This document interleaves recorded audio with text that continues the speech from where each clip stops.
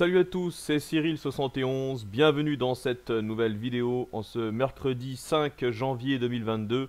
On se retrouve pour un nouveau point météo. Je vais vous parler de la situation prévue pour les prochains jours, puisque là la fiabilité est bien présente sur l'ensemble des modèles.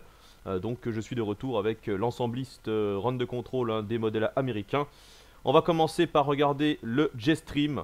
Vous êtes au courant du côté des États-Unis avec une forte tempête de neige qui est descendue des latitudes très au sud, engendrant de fortes chutes de neige et des températures extrêmement basses jusqu'au Texas.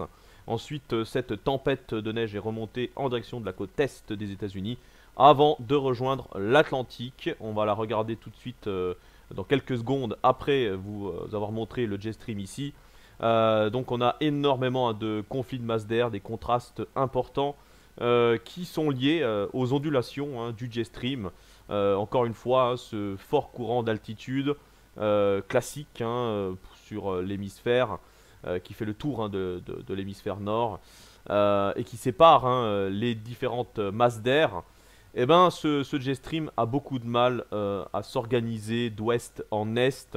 Et donc c'est la raison pour laquelle il est déstructuré, ce qui développe des branches de Jetstream à la place d'avoir des lignes vraiment bien horizontales. On a voilà, soit des vagues, soit des branches de jet qui partent un petit peu dans tous les sens, notamment en flux méridien, c'est-à-dire nord-sud ou sud-nord. Alors on voit très bien sur l'Atlantique que la situation qui se met en place en ce moment, c'est une situation de zonal, mais le zonal n'arrive pas vraiment à s'installer par rapport justement à ces ondulations du jet qui nous viennent directement depuis l'Amérique du Nord. Voilà, on a en ce moment le vortex polaire qui est d'ailleurs bien concentré du côté du Canada et qui justement avec ces ondulations du jet permettent au froid de descendre beaucoup plus bas sur les États-Unis.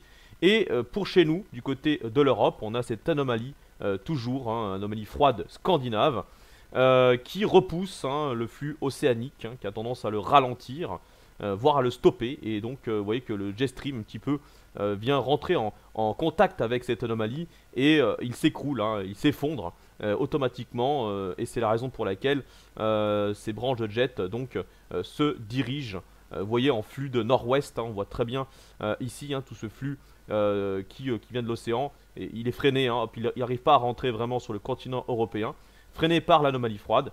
Et donc on se retrouve avec un Jetstream en flux de nord-nord-ouest. C'est la raison pour laquelle les températures ont donc rebaissé. Et c'est aussi pour ça que la neige va tomber localement en plaine pour les régions les plus continentales. Justement, les régions du nord et de l'est, ce sont les régions les plus proches de l'anomalie froide.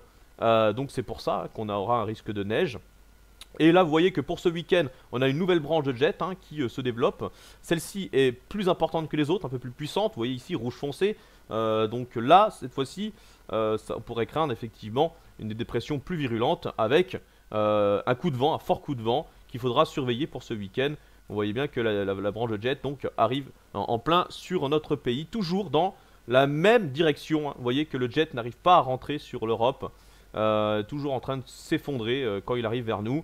Et là on constate très bien une belle vague ici du Jetstream qui confirme cette anomalie, ces ondulations qui n'en finissent pas et qui n'en finiront pas. Ça fait déjà plusieurs années qu'on en parle ici sur cette chaîne.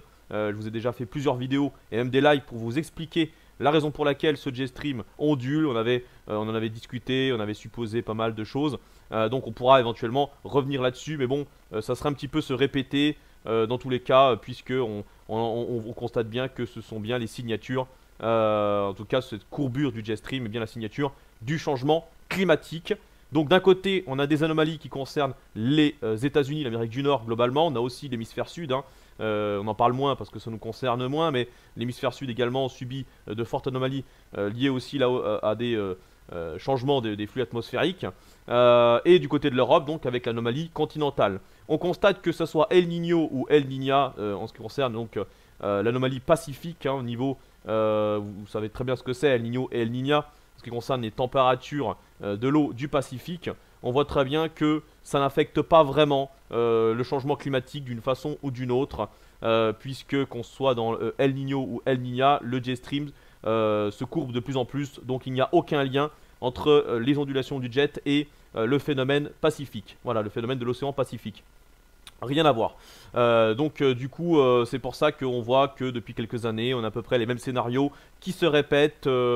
Je pense que ce n'est pas prêt de s'arrêter, hein. Tous les problèmes qu'on peut avoir, que ce soit donc les fortes tempêtes de neige du côté des États-Unis. On a eu aussi des records de chaleur sur les États-Unis au mois de décembre. Les records de froid en ce qui concerne la Sibérie, la Russie, l'Europe de l'Est, également en direction des Balkans, la Scandinavie. Et puis, sans oublier, sur l'océan Atlantique, on a aussi des anomalies, soit des larges dorsales anticycloniques, comme c'est le cas là, avec le jet stream qui donc s'élève un tout petit peu plus haut, voire beaucoup plus haut, mais qui n'arrive pas non plus jusqu'à l'Arctique, hein. Du coup, ça ne décroche pas, le vortex polaire. C'est pour ça qu'on n'a pas de descente polaire. Mais on a aussi des systèmes dépressionnaires, comme on a connu la semaine dernière, qui se creusent profondément sur l'Atlantique et qui engendrent la remontée de l'air subtropical sur l'Europe de l'Ouest. Donc voilà un petit peu le jet stream, hein, vous voyez très bien ces ondulations incroyables et la déstructuration, hein, de l'ensemble de ces branches. Donc là on voit qu'il y a un nouveau jet stream qui lui est beaucoup plus puissant, mais qui est très très haut en altitude, hein, et là vous voyez on a la trace d'un anticyclone, donc les centres d'action sont clairs. Alors qu'est-ce qu'il faut retenir pour les prochains jours? Eh ben, c'est la baisse des températures, vous voyez, par rapport à ce flux de nord-nord-ouest qui nous concerne. Ensuite, on a cette dépression très très creuse, hein, vous voyez que j'ai déjà parlé précédemment, entre l'Islande et le Groenland, qui est justement la tempête qui a concerné les États-Unis ces derniers jours, hein, voilà. Donc cette tempête se retrouve ici en étant à 930 hectopascales, hein, énorme dépression.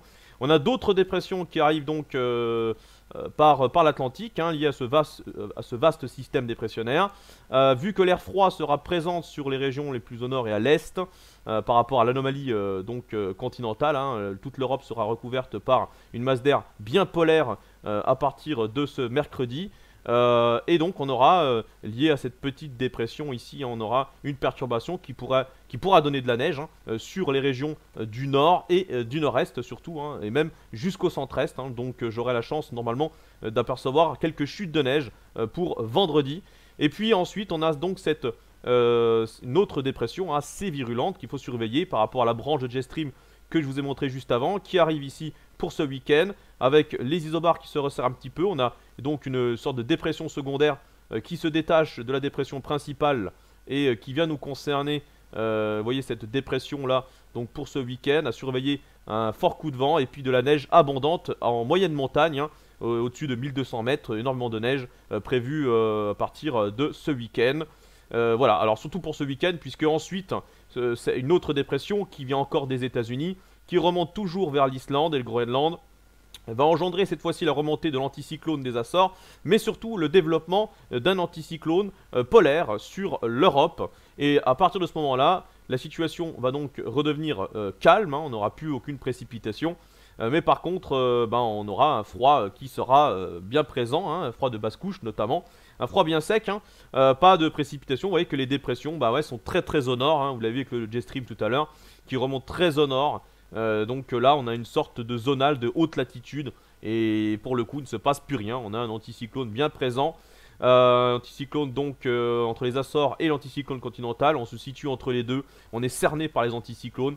Par contre cette situation va peut-être évoluer en descente polaire ou en vague de froid plus tard, sauf que encore une fois, je vous le répète, mais pour une vague de froid ou une descente polaire, il faudrait que l'anticyclone aille se déplacer du côté du Groenland et de l'Islande, ce qui n'est toujours pas le cas. Et tant qu'on n'aura pas des anticyclones de ce côté-là, on aura très peu de chances d'avoir des épisodes de neige, et en tout cas de gros épisodes hivernales pour chez nous.